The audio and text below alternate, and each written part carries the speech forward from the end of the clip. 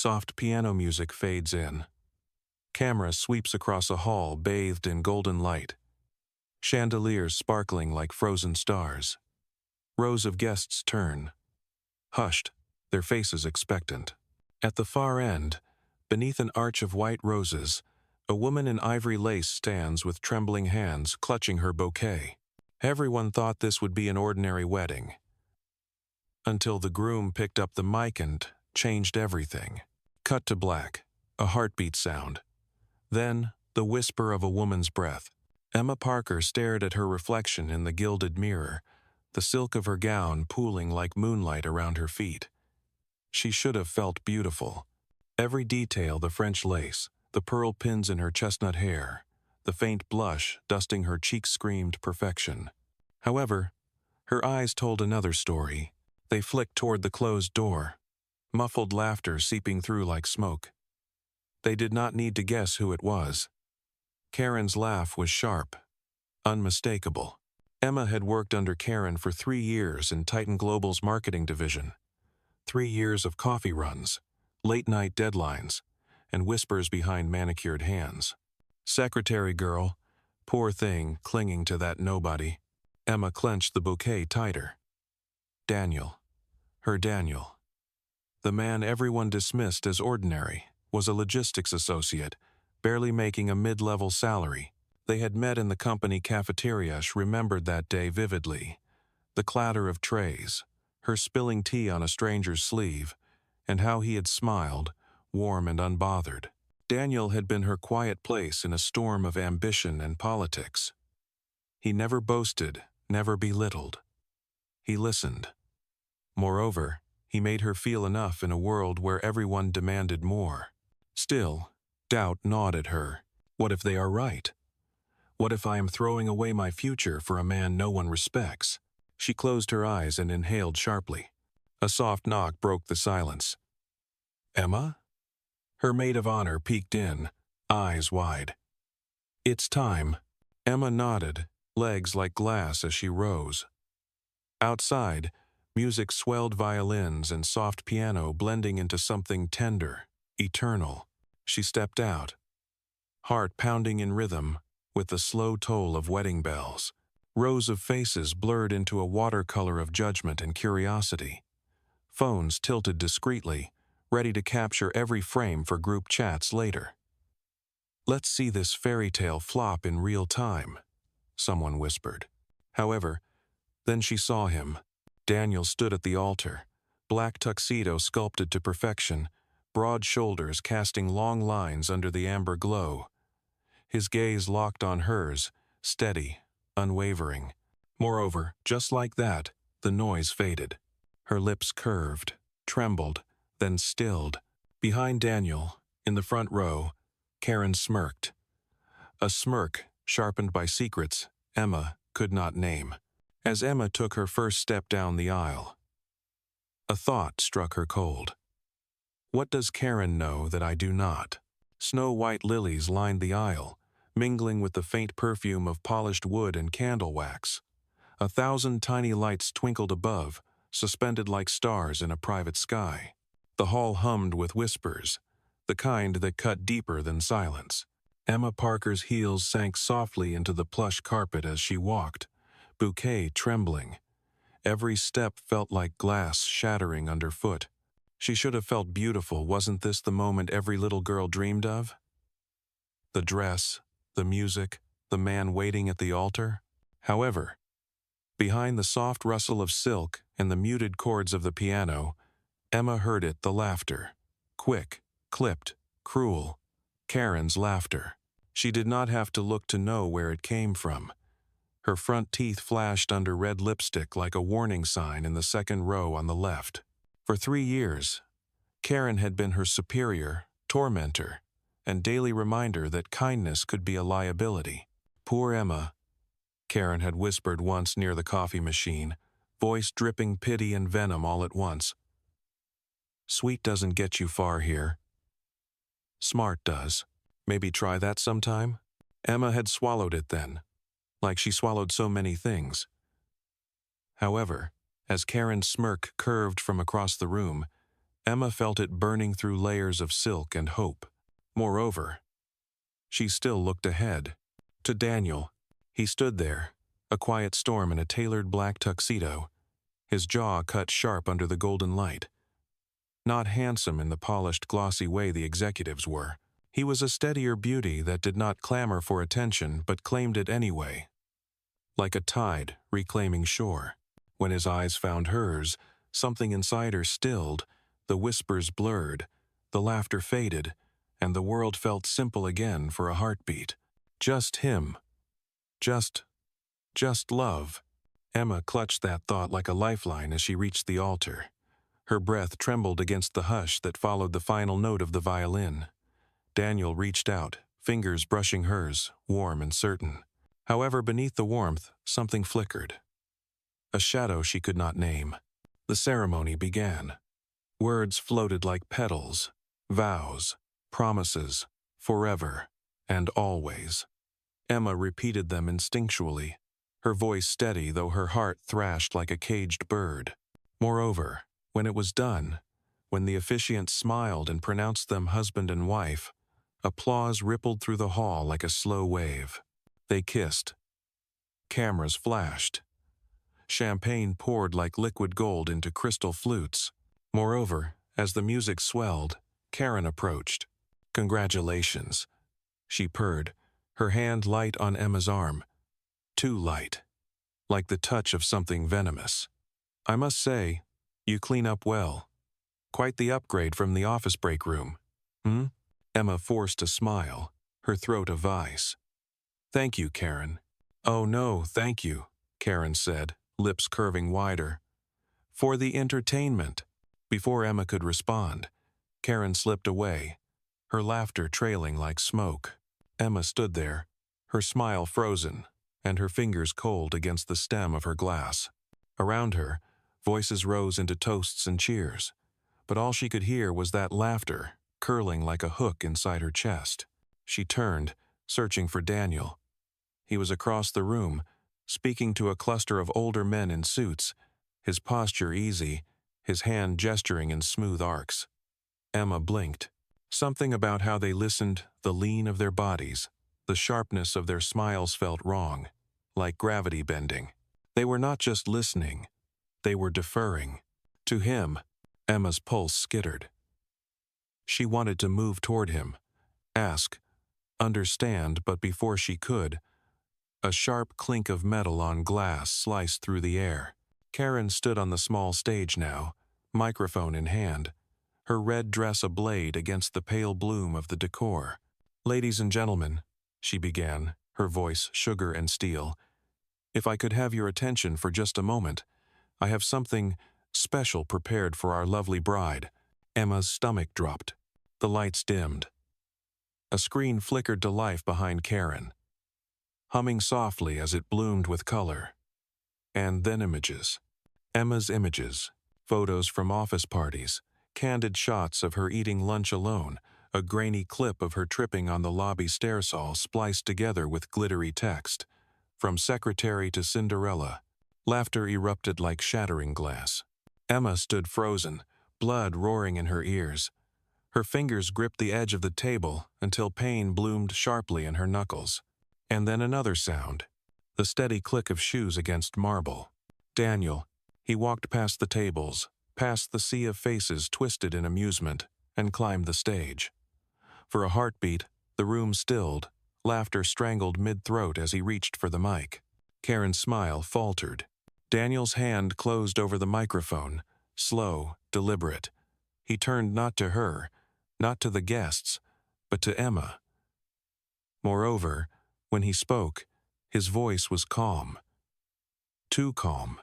"Before this goes any further," he said, his tone a blade wrapped in velvet, "there's something you all deserve to know." A ripple of confusion swept the hall. Daniel looked out over the crowd, his gaze steady as stone. "My name isn't just Daniel. It's Daniel Cross." A murmur surged, sharp as static. Heads swiveled. Emma's breath hitched. "I am." he continued, his voice rising, clear as a bell. The CEO of Titan Global. Silence crashed like a tidal wave. The music stuttered, died. Someone dropped a glass. Karen's mouth fell open. Her lipstick a slash of red against the sudden pallor of her skin. However, Daniel was not looking at her. He was not looking at anyone but Emma. And today, he said softly, almost tenderly, I stand here with the woman who taught me what respect truly means. It isn't built on titles or power. It's built on how you treat people when no one's watching.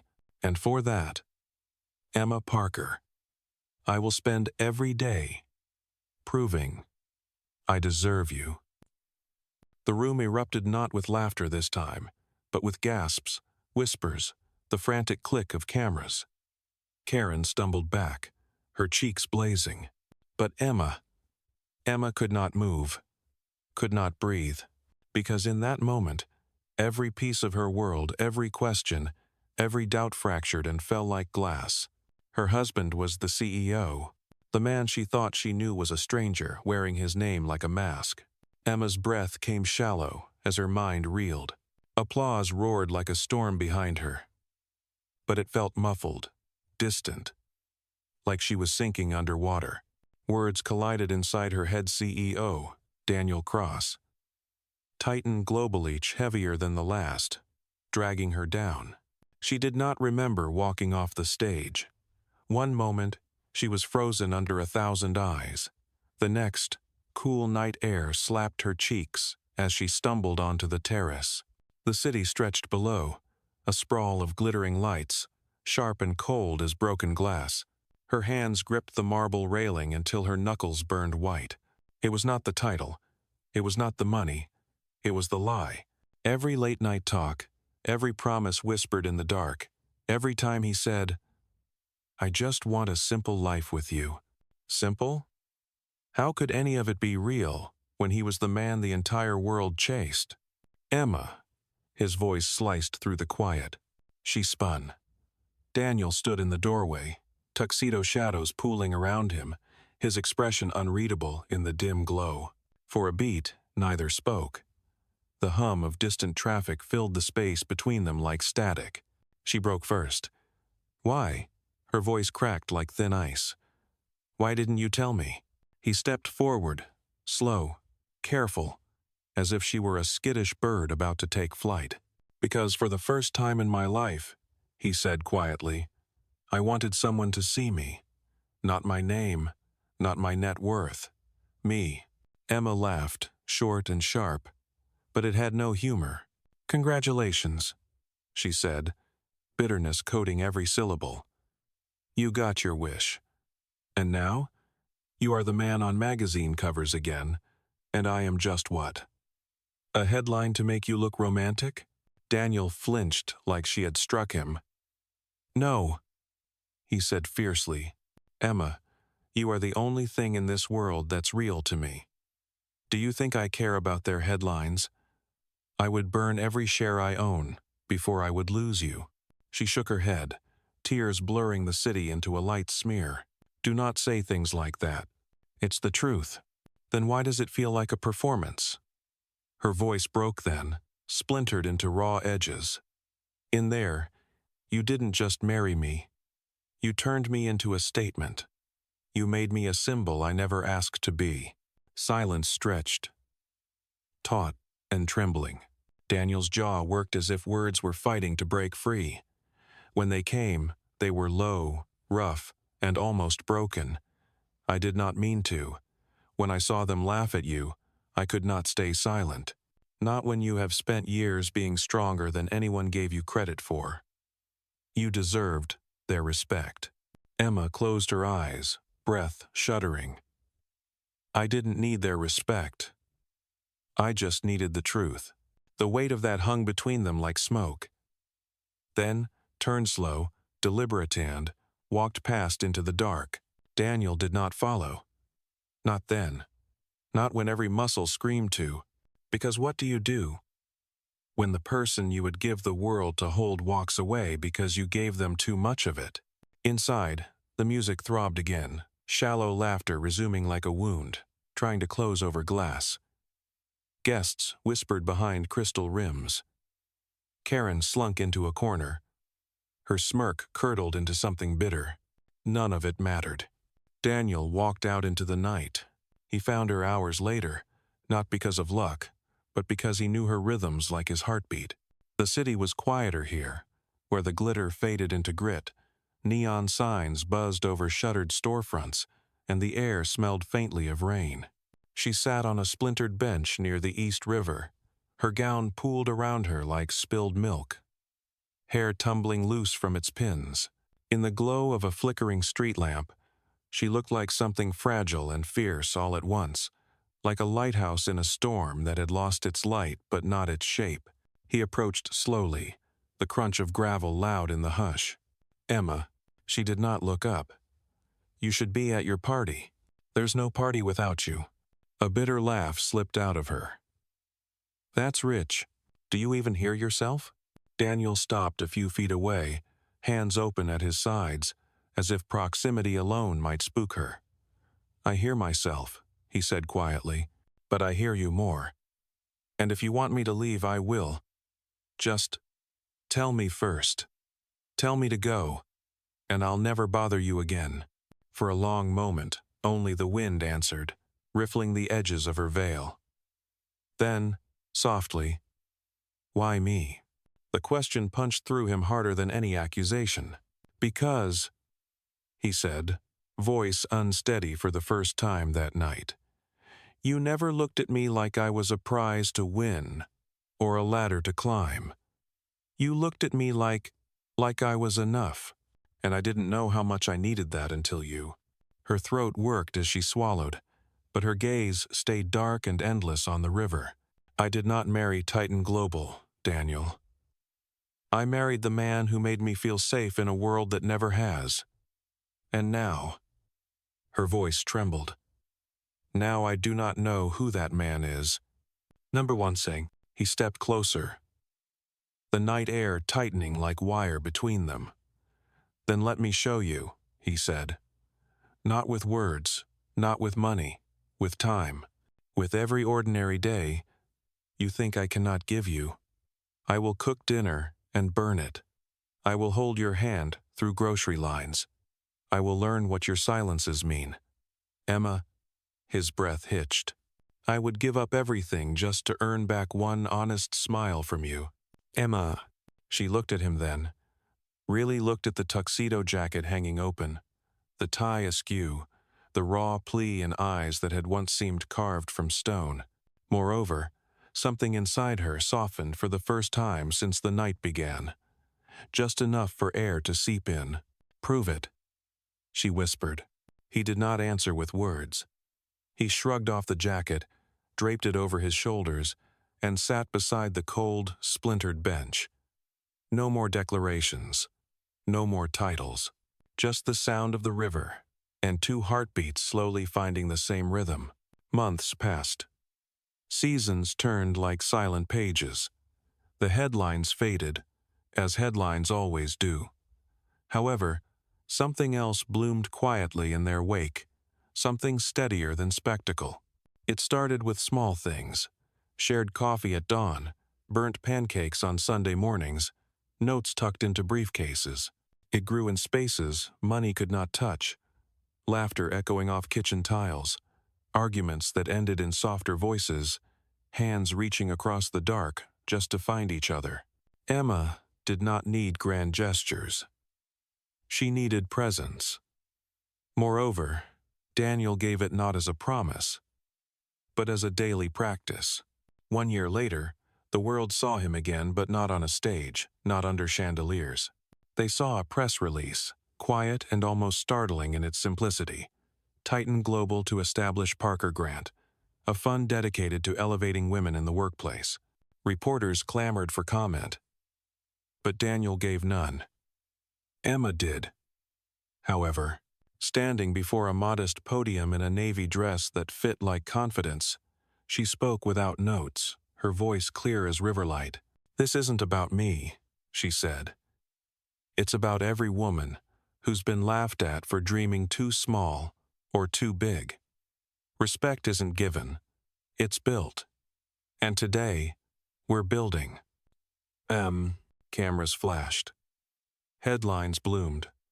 But when the lights dimmed, Emma slipped away to the edge of the stage, where Daniel waited, his hands buried in his pockets, like a man still learning humility. "You didn't have to name it after me," she murmured. "I didn't," he said softly, eyes crinkling. "I named it for the woman who reminded me what power is for." She smiled, a genuine smile that unspools knots inside the chest. Moreover, as fingers found hers, as their palms pressed together like a vow no stage could hold, Emma realized something seismic and straightforward all at once. The world could keep its headlines. She had her home. Moreover, in this quiet miracle of an ordinary moment, it was here, where love was not loud, but enough. If this story moved you, tell us in the comments. What does real love look like to you? Moreover, if you believe love is more than titles or wealth, subscribe to more stories that stir the soul.